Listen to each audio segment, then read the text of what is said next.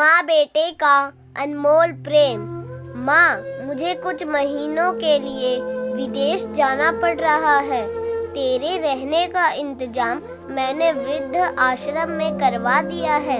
तकरीबन 30 साल अविवाहित डॉक्टर अमित ने देर रात घर में घुसते ही अपनी माँ से कहा। तब माँ बोली, बेटा, तेरा विदेश जाना जरूरी है क्या? माँ की आवाज में चिंता और घबराहट साफ झलक रही थी। तब डॉक्टर अमित बोला, माँ, मुझे अमेरिका जाकर कुछ रिसर्च करनी है। वैसे भी तो कुछ ही महीनों की बात है, फिर मैं आपको वापस घर ले आऊँगा। जैसी तेरी इच्छा बेटा, मेरी सी आवाज में माँ ने कहा। यह कहकर माँ सोने चली गई। दूसरे दिन अमित माँ को पड़ोस के एक वृद्ध आश्रम छोड़ आया।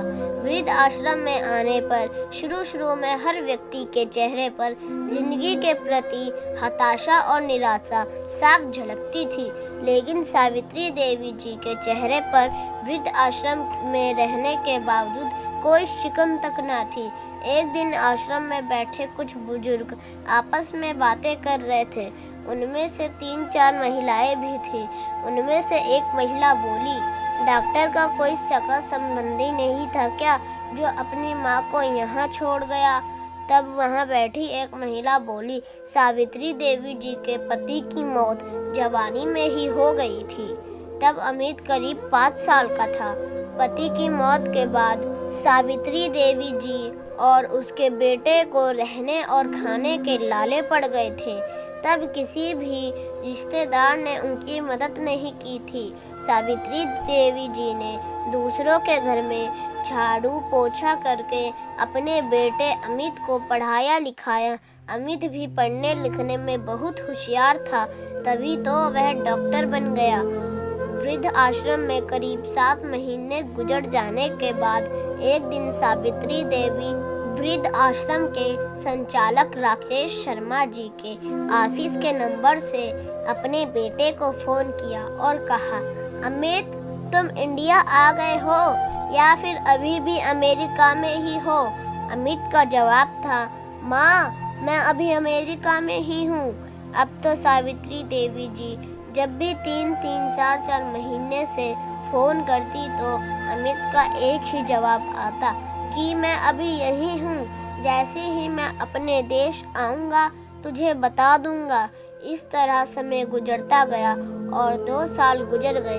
अब तो वृद्ध आश्रम के लोग भी कहने लगे कि देखो कैसा चालाक बेटा निकला, कितने धोखे से अपनी माँ को यहाँ छोड़ गया।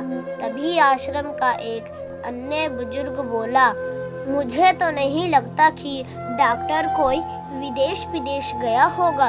वह तो बुढ़िया से छुटकारा पाना चाह रहा था।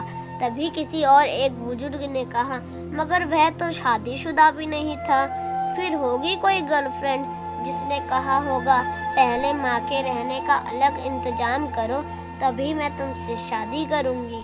2 साल आश्रम में रहने के बाद सावित्री देवी जी को अपनी नियति का पता चल गया।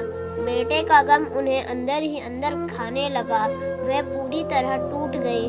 2 साल आश्रम में और रहने के बाद एक दिन सावित्री देवी जी की मौत हो गई। उनकी मौत पर आश्रम के लोग ने आश्रम के संचालक शर्मा जी से कहा, इसकी मौत की खबर इसके बेटे को तो दे दो। हमें तो नहीं लगता कि वह विदेश गया होगा, वह होगा यहीं कहीं अपने देश में। तभी शर्मा जी बोले, इसके बेटे को मैं कैसे खबर करूं? उसे मरे तो 3 साल हो गए। शर्मा जी की यह बात सुनकर वहां उपस्थित सभी लोग हैरान रह गए। तभी उनमें से एक बोला, अगर उसे मरे 3 साल हो गए तो सावित्री देवी जी मोबाइल पर बात कौन करता था? तब शर्मा जी बोले, वह तो मोबाइल मेरे पास है जिसमें उनके बेटे की रिकॉर्ड की गई आवाज़ है। एक बुजुर्ग ने पूछा, पर ऐसा क्यों?